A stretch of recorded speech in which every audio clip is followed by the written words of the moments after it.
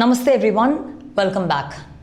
In today's video, I wanted to discuss an important concept which is the stability-mobility continuum. But before we go to that, let us understand why we practice yoga. As you know, it's very common for students to approach us, to ask us for weight loss programs, ways to improve flexibility, or for therapeutic cures, therapeutic remedies. All of this is of course within the paradigm of yoga. But Patanjali, right at the onset, clarifies why a person is desirous of practicing yoga, which is Chitta Vritti Nirodha. Chitta Vritti is oscillations of the consciousness which need to be negated. So the reason for which we practice yoga, remember, consciousness is not just the mind, it is a mind composite. It has a much larger, deeper meaning entailed in the word consciousness itself. But right at the onset, the reason for practicing yoga is not just to gain flexibility, not just for weight loss, or not for physical well-being alone. The reason is to create a certain stability in the consciousness. So right there, if the word Chitta Vritti, oscillations of the Chitta, need to be negated, anything that negates these fluctuations or oscillations offers an ambience of stability. So stability as an important ingredient is actually the crux of yoga itself. The crux of yoga is how to stabilize. Now we have to understand this meaning at various levels. At the physical level, what stability means; physiological level, what stability means; at the mental emotional level, what stability means. And this, our ability to further and further dig deeper into the stability across all these paradigms, across all koshas, Annamaya kosha, the physical body; Pranamaya kosha, the energy body; Manomaya kosha, the mental body, etc. Across all these bodies, we'll have to try and understand how the aspect of stability works. Towards that, right at the basic level, I wanted to discuss with you what stability means and why that is so important. It is such a major component of yoga that is actually what determines mobility itself. It is from stability that we are able to decipher mobility. Now let's come to this a little more at the physical level. Now within our body, if you see the shoulder and hip joints, they are two ball and socket joints. As you know, ball and socket joints offer maximum range of movement. Now if we transfer the same understanding into the knee joint, as you know, knee joint is only a hinge joint. It doesn't have as much mobility as the ball and socket joint, where the shoulder or hip is capable of rotation, abduction, adduction, so many movements. Knee as a hinge joint is predominantly only to flex and extend with a little bit of internal and a little bit of external rotation, the way we see in Virasana and Padmasana. But predominantly, it is not a joint that is meant to mobilize as much as the hip. So we understand that the knee is a stable joint, whereas the hip and shoulder are mobile joints. So this is something which we need to understand clearly. The knee is a stable joint, whereas the hip and shoulder are mobile joints. Usually this alternates. When the hip or the ball and socket joint is mobile, the immediate joint below that, the knee, is stable, and the immediate area above that, which is the lumbar spine or what relates to the core, is a stable region. But what happens? When does this change? Suppose a person's lifestyle where their job is largely static, or where their lifestyle involves long hours of just sitting, or if they've had an injury or an accident which impedes this range of hip movement, where the hip is meant to internally rotate, externally rotate, lengthen, shorten. When this range of hip movement is reduced, then the hip transfers its load onto the joints above and below it. So the hip, which is supposed to mobilize, will not mobilize and will make the joint above it, which is the core or the lumbar, which is meant to be highly stable, it will make that mobilize, and it will make the knee joint, which is below it, which is again meant to stabilize, it will make it mobilize. This forced mobility onto an area which is not meant to mobilize will largely result in injury. So this is a crucial understanding as to how to keep mobile regions mobile and how to stabilize regions which are meant to stabilize. Then moving to point 2, the aspect of extension or the aspect of mobilizing itself. For example, if I move my hand from right to left, this is just shifting of my hand. This does not indicate any extension. But the minute I talk about extension, the mind needs to know extending from where, which means that from position tends to be the stable position. So let's say if I'm extending a rubber band from point A to point B, then understanding that this point A is stable, I'm able to extend to point B. So the aspect of mobility itself is knowing where the rooting or stability is. For example, if a seed germinates, the seed ensures that the root is first developed and the root is first anchored. The nature itself teaches us that there is that stability of anchoring the root first, from where the plant or seed or tree then germinates, right? So stability is the core ingredient from where the body mobilizes. Why I'm taking time to discuss this is whenever we are doing an asana, the first thing our mind should search for is which is the stable point. Suppose nothing is stable, then the body is just tossing from side to side. We are not really creating a mindful line of extension or a mindful place of expansion. Again, for expansion, if from the center of the chest I'm thinking of expanding to the right side, expanding to the left side, then I'm treating the center chest as that root or core stable point from where I'm creating an expansion to the right side and left side.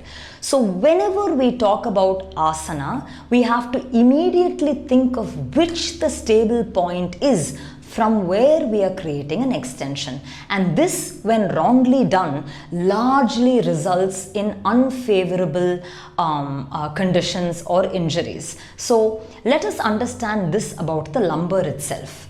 Usually, when a person, for example, suppose I am doing, let's say, Virabhadrasana.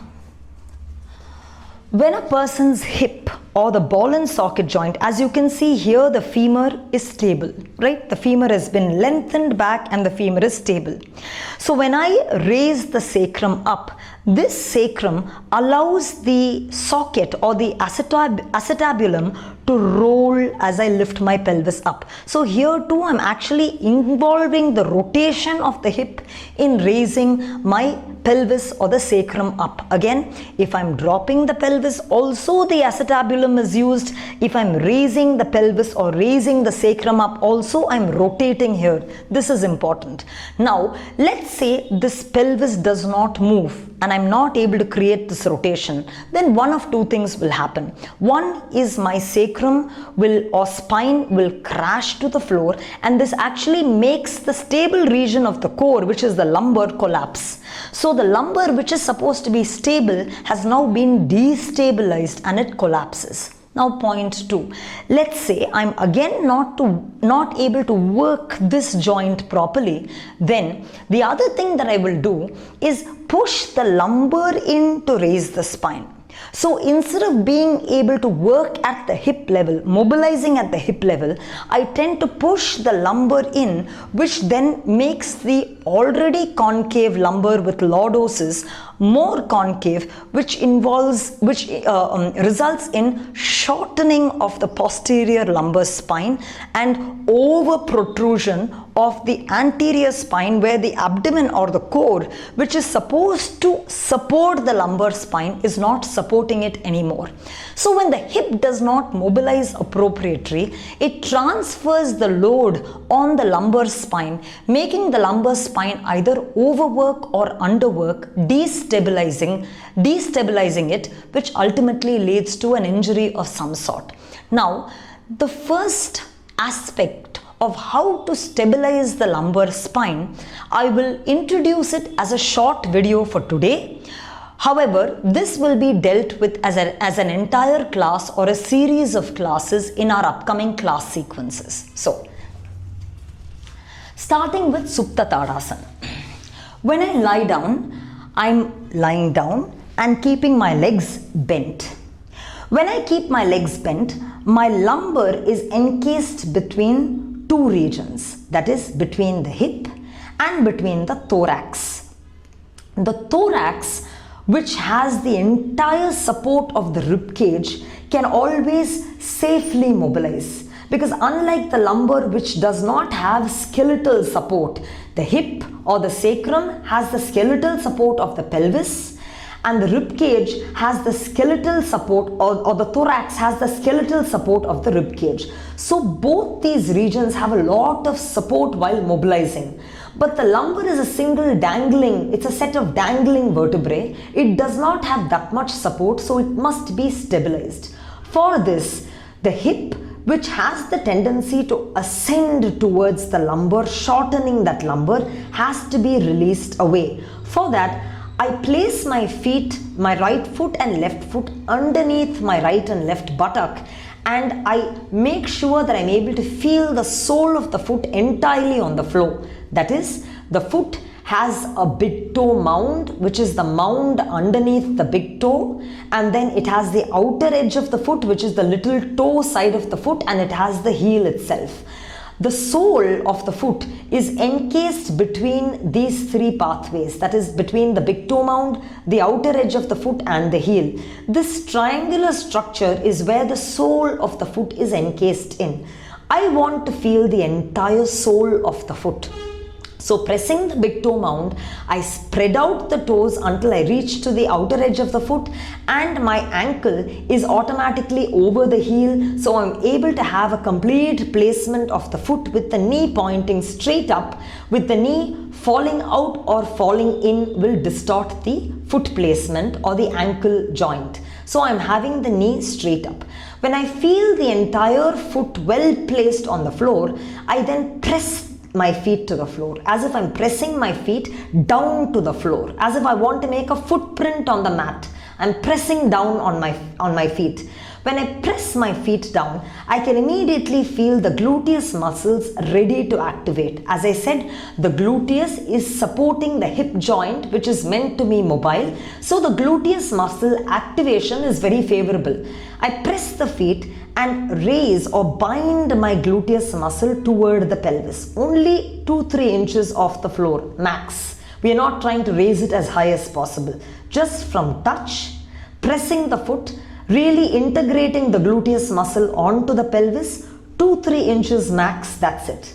Then I take my hand, thumb side facing up, and I try to trace the bony projection of my pelvis, the anterior iliac spine, where I'm able to feel the bony part of my pelvis. Then my palm encases the bony pelvic girdle. So you really want to feel the bony structure of the pelvis, and at the back, my fingers hold the top of the iliac crest, that is the rim of the pelvis. So anterior iliac spine or the frontal section of the pelvis, my palm encasing the bony structure of the pelvis, and the fingers really aligning to the top of the pelvis or the iliac rim. Then you must watch the structure of the abdomen core, which holds the lumbar spine. When I try to push this bony pelvis, traction it entirely towards the heel, where the pelvis around a couple of inches at least travels towards the heel, then I'm trying to create a long lumbar. That is step 1. Again, if I don't do this, the lumbar shortens.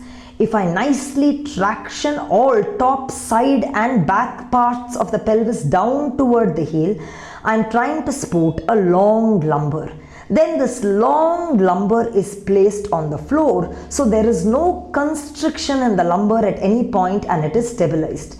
When this lumbar lengthens, the core muscles or the abdominal muscles naturally descend to support the spine. Again, I'm not trying to suck the abdomen in or force a support. naturally when we lengthen the lumbar, the abdomen tends to support the spine.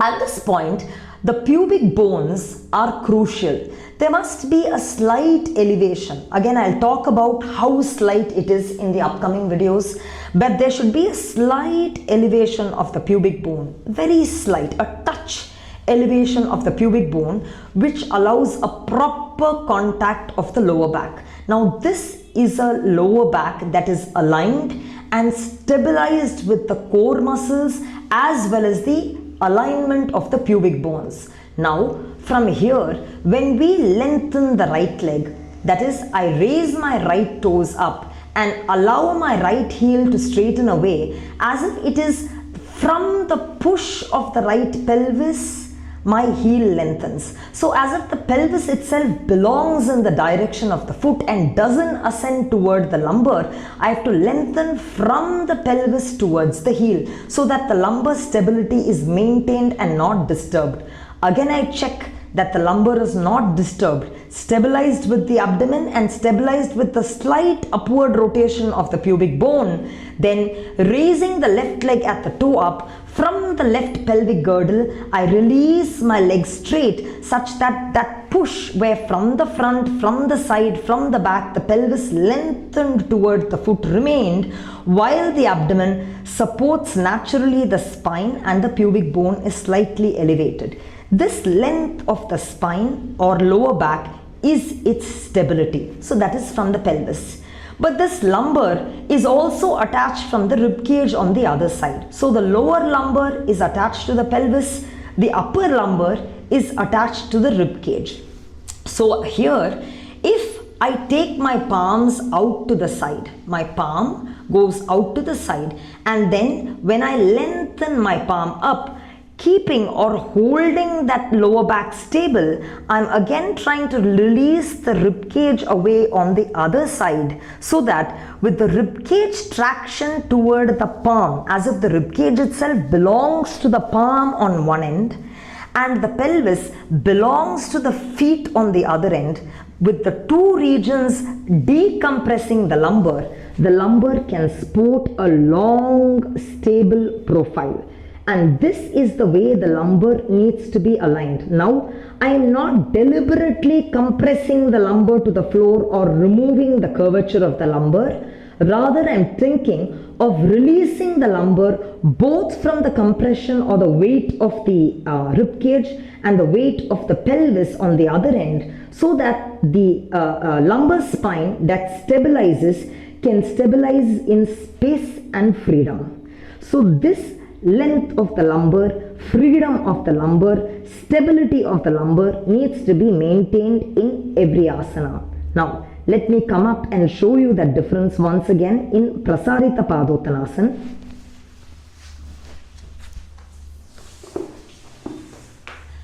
Going straight to Prasarita Padottanasana. When I place my hand down with my feet apart, my intention is to keep the hip back. At the front side, at the top side, at the lateral edges, the hip back, and on the other side, the rib cage forward. This will sport a long lumbar and where the abdomen naturally supports the spine. But let's say the top of the pelvis did not move away or did not traction and we are not mobilizing the pelvis properly, then it will lift up and make the lumbar drop. Here is where the lumbar is mobilizing instead of stabilizing, and this creates lower back issues. So this aspect of dropping and destabilizing the lumbar is wrong, will hurt us in the long run. This is where a stable region which is meant to be stable is mobilized. This should not happen. Instead, the mobile region, the hip is supposed to roll back, extend back. The mobile thorax is supposed to lift forward and extend forward when the abdomen itself can be packed towards the spine and the lower back can have a stable, long appearance. So, whenever we are doing any asana, we always have to look at which areas need to be stabilized and which areas need to be mobilized.